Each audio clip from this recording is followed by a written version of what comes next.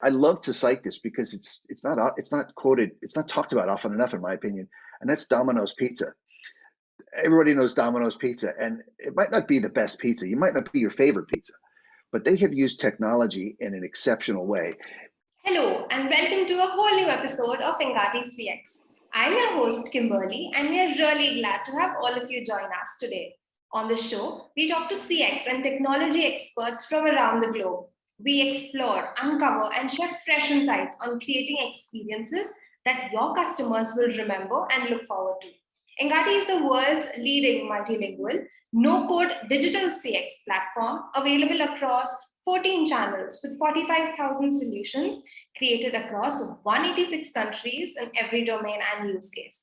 Engati has also been recognized as the top platform by Inc. magazine, Tech World, CIO magazine, and many others. Engati recently also won the Cody 2021 award for the best AI-driven technology solution. We run the Engati blog, the video channel, the Engati CX podcast, receiving upwards of 400,000 visitors annually. And now for our guest. We have Jeff Sheehan is the customer experience advisor at CXJS Consulting. He is a customer experience practitioner, CX author, and an active member of the global CX community. He is passionate about customer advocates whose work improves operational excellence and profitably, customer intimacy, and solutions built on the pillars of strategy, people, process, and technology. He develops deep skill and expertise in leadership, CX, strategic planning, customer service operations, sales, digital technology programs and projects, and the use of customer feedback data analytics. He has also acquired depth of knowledge, skills, and accomplishments in customer engagements, working with various employer solutions, industries, and clients. Welcome to the show, Jeff. We're so glad to have you join us today. Thank you, Kimberly. Thanks so much for having me on. Appreciate it. Before we dive into our interview with Jeff, don't forget to subscribe to Engati, tap the bell icon so that you get access to exclusive content coming from thought leaders from around the globe. So tell us something about the latest model of customer management and journey mapping. Yeah, it's a big question. I think just broadly, CX is getting more widely adopted across more layers of business. So, it isn't just for the top tier enterprise kinds of customers that we hear about all the time, Netflix, Apple, and Amazon, and so forth. I think there's a middle market or a small to medium enterprise business that's now adopting many of these ideas around CX. So one of them being, you mentioned journey mapping. And I think one of them is to really understand in depth what the customer's jobs to be done are, why they're engaging your organization, what problems are they solving using your products and services and processes, and really trying to you sort of connect with your customer in a more intimate way to understand why they chose your business in a world that's in many cases very digital, and that means other competition is much more accessible than it might have been years before. So really understanding what it is your customers are doing and why they're coming to your business, and how to keep them coming to your business, how to get them to refer a friend and get other people to come to the business. And I know you're at Engata, you're very well versed in this idea that there's multiple channels. Yes. There's social media that customers chat about your business on, and or complain or are just delighted, but they share their feedback in so many ways. And obviously, there's a lot of technology to capture that. But I think the other sort of trend would be not just understanding why your customers come to you to do whatever they're doing and solve whatever problems they're solving with your products and services and process, but how to capture all that feedback across all the channels and all the business units and all the products and services and offerings, and really understand what to do with it. I think there's been I think there's a shift from the surveys and scores version of CX to okay, we understand our customers. How do we take action? How do we engage ourselves internally, crossing silos using data more efficiently? There's always silos of data. How do we get one version of the customer for a better depth of understanding? And I think that is sort of the next iteration, I believe, of the maturity of CX in businesses, is getting past scores and surveys into something more actionable, understanding what button doesn't work on your mobile app so that you can fix it, delete it, etc. But more importantly, like, why did people use your mobile app as opposed to picking up the phone or what have you? So that would be my sort of broad answer to that question. I think that there are a lot of businesses who kind of just collect feedback, but really don't do anything about that. It's just there on an Excel sheet, just there, and nobody really, kind of improves and enhances their strategies currently to kind of move towards the feedback that they've given. You've definitely put it very well. Also, tell us about your book, Customer Experience Management. But congratulations on that. Would you like to talk to us about that? Oh, I'd love to talk to you about my book. I spent about almost 2 years, writing it, and it originally it just started out as a LinkedIn article, and then it just sort of snowballed into a proper book. But it is available today on Amazon, and the title is Customer Experience Management Field Manual: The Guide for Building Your Top Performing CX Program. What it is, it's a book full of frameworks and ideas and examples that you can use as a CX practitioner in your current environment. If you work at a bank, if you work at a B2C or a B2B or wherever you work, you can use these ideas. Yeah, you can use these ideas and bring them, make them your own in your environment. What I was trying to avoid was a book full of vague platitudes that were sort of useless, or specific dogma that maybe didn't apply in your situation. And I was going for that sort of middle ground of something useful without being too vague or too specific. And I leave it up to the readers to tell me if I've achieved that. But again, it's designed as a desk side reference for people to use in their jobs. So if you are tasked with, for example, writing a CX strategic plan, and you may not have done that before, hopefully this book, you can just crack it open to that chapter, and you can get a sense of what is the CX strategic plan, and how to actually begin writing your own, and sort of making it your own process and your own document from there. But that's the intent of it. Perfect. So I think this book could kind of be like the savior to most of businesses, because, hey, the internet offers a lot of data, and thank you for kind of putting together your thoughts, your best practices, your experience into something that a lot of businesses over many industries and domains could kind of take a look and maybe get their things changed. So don't worry, I will link the book down below. So you can definitely go and check out Jeff's book. To your point, Kimberly, there's so much literature about CX. And if you just dive into it, much of it is so specific and so specialized. So it might be something like how to use AI in your contact center to improve CX. And what I found is that, as we said before, there's a whole new echelon of business in the middle market that needs to sort of step back from all those specifics and really understand what is CX, and what's included in it, and how do I put it together. And there's a maturity. So you might start at a very low maturity and then get into a much more sophisticated, for example, use of data, and and not just using the data to make an action, but using the same process of measuring things to understand the impact and adjusting from there. So the book is intended to give people a sort of bigger picture to say, okay, this could be your CX program. This is what it could include, and this is how you could actually do each of these things. That's what I was sort of trying to achieve with the book. It will really be a guide, because like you said, that CX is not something where you can just start and then tomorrow it works out very well, right? I mean, even in our chat that we spoke about, I think CX has to be tailored to our businesses, especially in every business, even if you have the same product, but every businesses are like so different that it is very important to know the bigger picture first and know where you're going to fit in the CX and how it's going to impact, right? It's part of this experience we reference. Um, I'm a big fan of the define, decide, design approach, right? So defining your CX terms. You know, if you're going to say you're customer centric, you really have to explain what that means for you, right?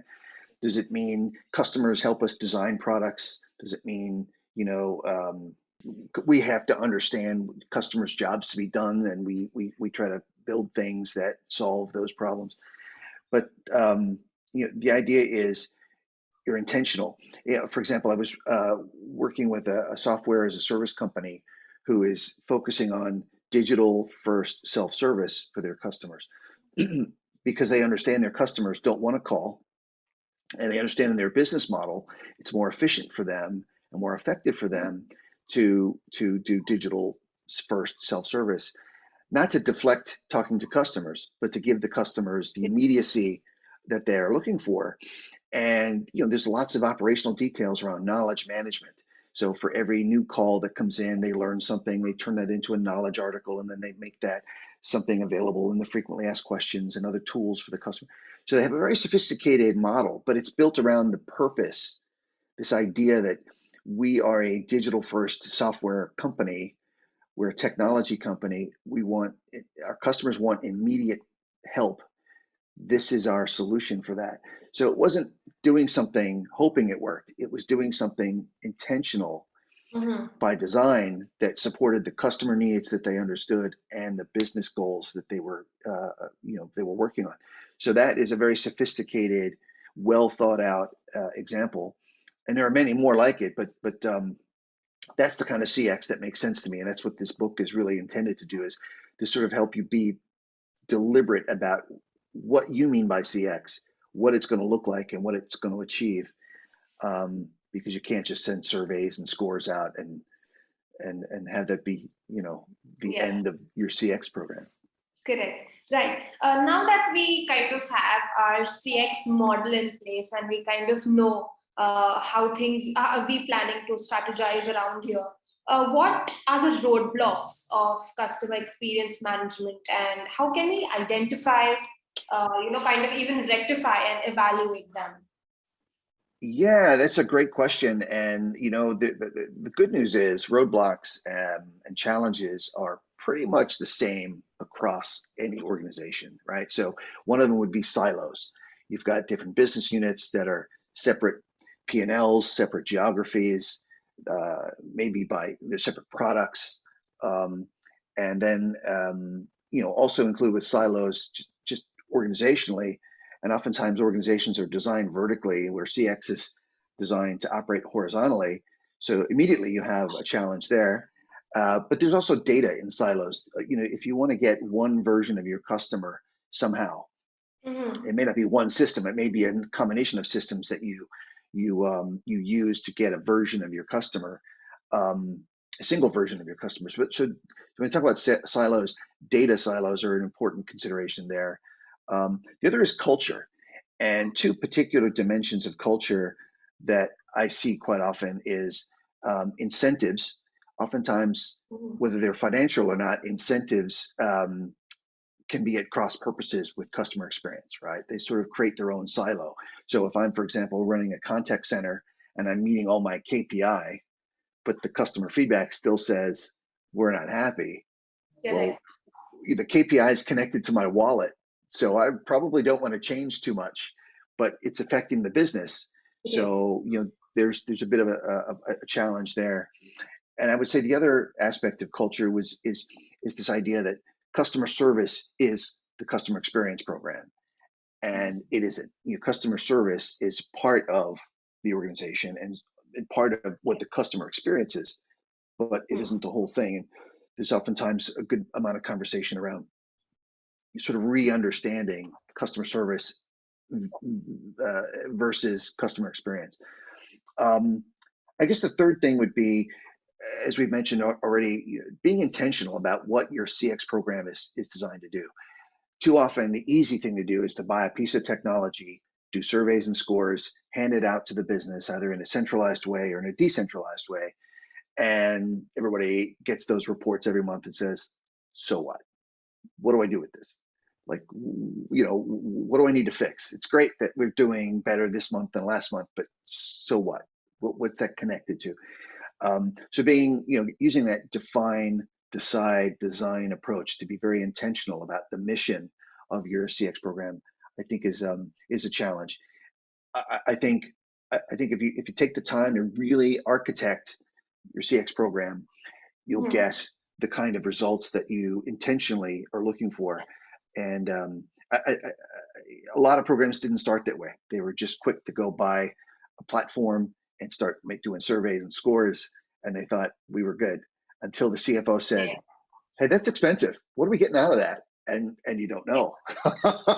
So So, can you outline for us some common challenges for especially B2B businesses when they're trying to kind of, wanting to improve their CX program? So, when they're trying to kind of try something new, what could be the some challenges here that's being faced? Is it kind of similar to what you spoke to us about, or you think it's different for B2B businesses?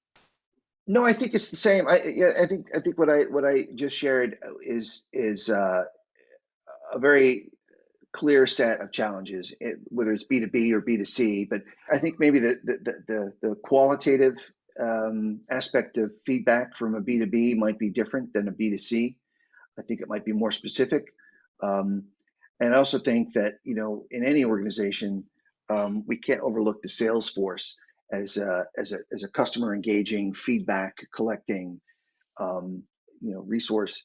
Very, very important. And I think particularly in B2B, where businesses have their own cycles and their own needs and their own jobs to be done. And oftentimes that's driven by their customers. Mm. So understanding in a B2B context, understanding your customer's customer and why, those customers go to your customer, the other business. That's all very important. But, it's, um, it's nothing new. It's just, in a CX context, if you're helping, if you're a business supporting other businesses, what you're really doing is supporting their customers through them. And I think that's an important context for understanding feedback and the kind of improvement a CX program would offer. Now that we've kind of known what could be the possible roadblocks in both B2C and B2B, what are the some best CX strategies that you've experienced, and where do you see this heading in the future? There's three great examples that come to mind immediately, and I apologize because some of them are quite well used, but they're just great examples. One, of course, is Apple, and the thing I like about Apple, from my own personal experience, because I'm a big fan of Apple, and I worked at Apple for about a year and a half. They set expectations with customers very, very well. In fact, better than anybody else. They set the expectation of what you're going to experience with Apple. And they're very consistent about that. So consistently setting expectations with your customer, it's like everything else in life, it's easier said than done, but Apple does a very, very good job with that. Um, there's another company, it's an American insurance company called USAA, very well known. I've been a customer of USAA since 1986, so for a very long time. But one of the things they do is they do personalization really, really well. So they know me as a customer who's been a customer for a very long time, but it's personalization without being creepy. You know what I mean? Yeah. They know just enough about me to understand who they are, what they offer. You know, um, they don't remind me my anniversary is in a few weeks, and I'm like, how do you know that?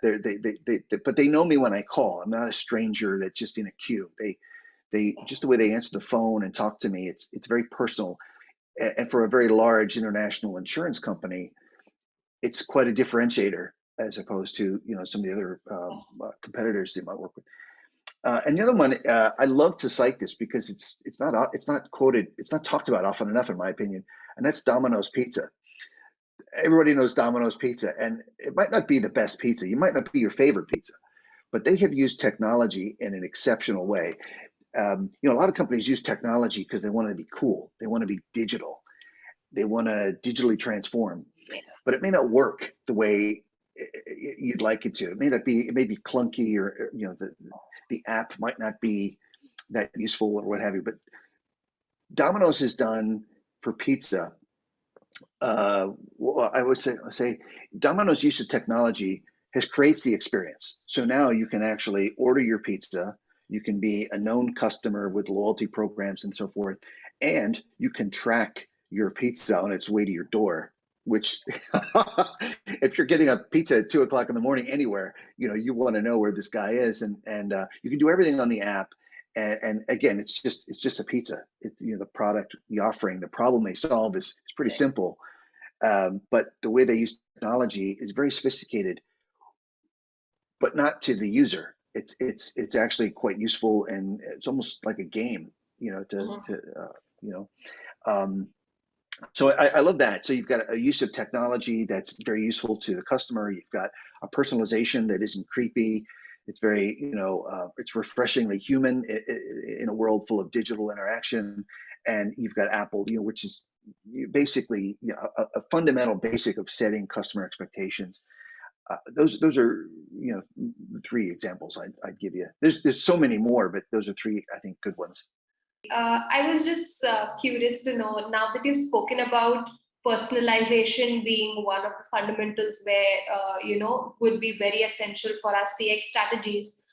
Do you think at times personalizations could be kind of a challenge for businesses?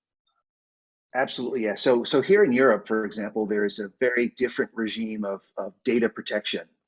And data protection, because CX programs collect so much information about customers uh, Mhm. across so many systems, whether it's CRM or contact center or whatever it might be, marketing, data protection is a big deal. In Mhm. America, there's also data protections, but it's different than the European GDPR. Um, so yeah, there is that balance, and very few companies have figured it out.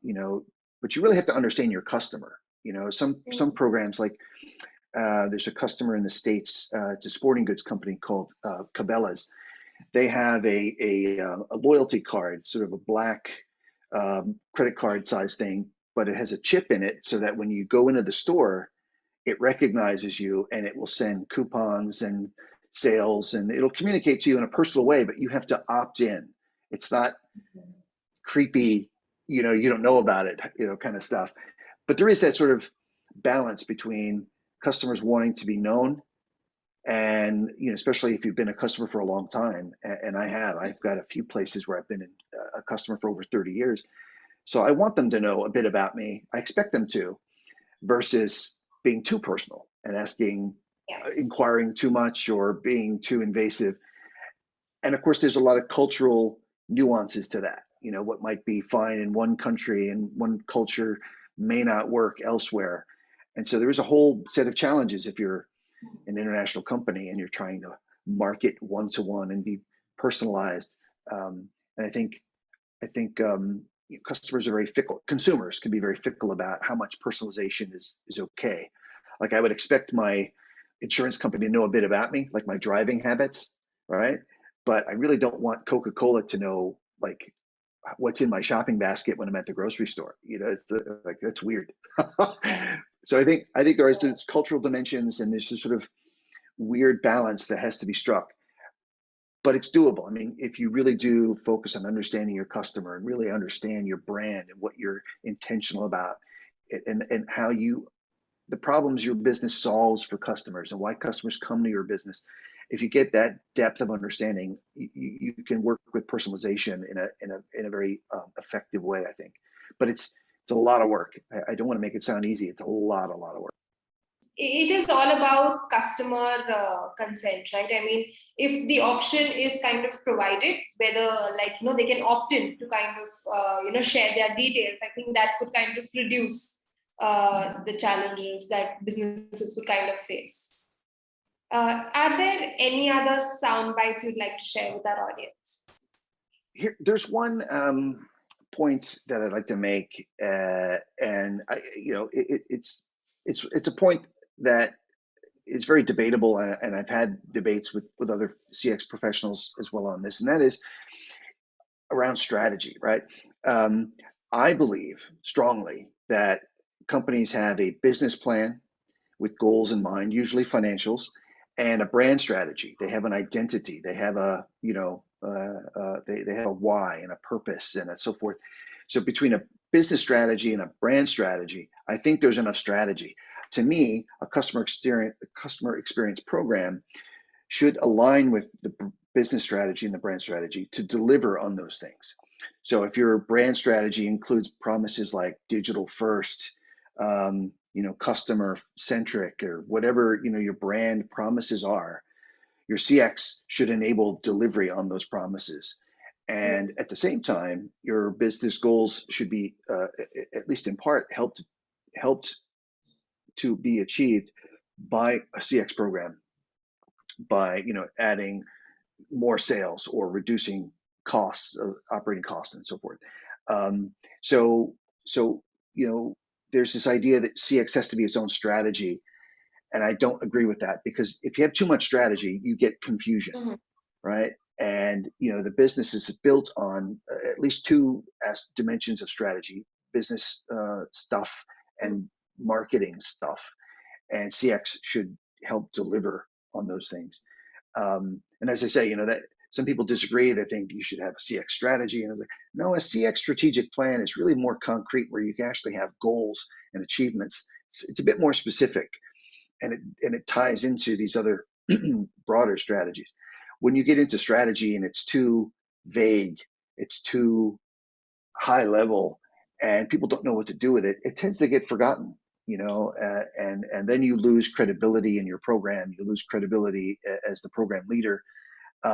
So I'm a huge fan of being very clear, and I spend a whole chapter in my book on the CX strategic plan, what it is, this whole topic. And I find that to be a very, very important point, although it sounds like a rather small point when I hear myself talk about it.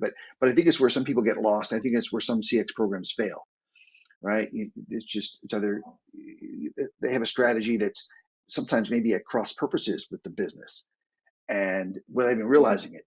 For example, for example, there are companies who don't really care about customer feedback and so much, because they Mhm. run a very bare bones business model, right? So if you're a CX program leader relying on customer feedback, and you're going back to the business saying, "Hey, our customers are unhappy," you have to understand that that's intentional. That the business, Correct. the business model says, "Look, we don't help them because that's expensive, and we don't offer that. We sell through distributors, so we really want the distributors to take the calls and to make customers happy." So it's so important to really understand that, and your business goals and the brand strategy as you put together your CX program and operate your CX program, to make sure that they're all lined up, they're all aligned. So often they aren't, and you just have all this extra work and extra stress. You Yes. know. Right. You've put it best. I think CX is something that should not be picked up theoretically and just kind of implement that. You should kind of just take a look at the big picture again, and just see where and how it's going to impact, and make sure that's aligned. That's when you can kind of take a call as to know whether the program is working or not, and not just like start with one day, like let's try this, and if that doesn't work, then okay, it's not working. It doesn't work like that, right? Yeah, absolutely. And here in Ireland, for example, if you want to buy a home and you want to get a mortgage, most Irish banking customers looking for a mortgage want to sit down with a person and talk about their options. But if you're using digital first, technologies to do the application work and the paperwork, and trying to avoid that human interaction, um, you're creating some dissatisfaction. So either set expectations about how you operate and what the customers can Hmm. expect from that process, or adapt your process to the way customers want to buy that particular offering. Um, but when you confuse the two, when your digital first approach is out of alignment with what customers expect for that particular offering, you're creating a problem. So you have to sort of decide, um, intentionally, how am I going to go to market with this offering, with this customer understanding, and whatever the competitive landscape is. And it's interesting because banks here are trying to be more digital and sort of closing branches and reducing the human interaction. And the biggest negative impact to that is around mortgages, where people want to sit. If you want to buy a house, it's a big deal. And if it's the first time you've purchased a house, it's a mystery. Like, the whole process is very intimidating and very elaborate, and there's a lot to learn. So it's nice to sit with somebody face to face. But it's just one example of sort of a misalignment, in my opinion, of how businesses want to go to market and how the customers want to want a particular offering. It'll get sorted out. Somebody will come in and compete and do it the way customers want to do it. But there's so many examples of being sort of out of alignment that because the CX program was independent of the other strategies in the organization. Mm-hmm. Very well said. Thank you so much, Jeff, for giving us your time. Your insights were really valuable. Thank you so much for kind of throwing light on these small fundamentals of CX. I'm sure that our audiences are going to enjoy this interview and kind of take notes in setting up their CX programs and strategies. So thank you so much, Jeff. You're very kind. Thank you very much, Kimberly. I appreciate the invitation and the time myself. And you asked for a soundbite. I gave you a lot of sound, but I really do hope that it's a big part of my approach is to be pragmatic and useful and business oriented, as well as customer focused. And I don't think they're mutually exclusive at all. And I do hope that anything that's been said today would be helpful to a listener. We'll be back again with a new episode and a brand new expert soon. So stay tuned, and we'll see you around for the next one.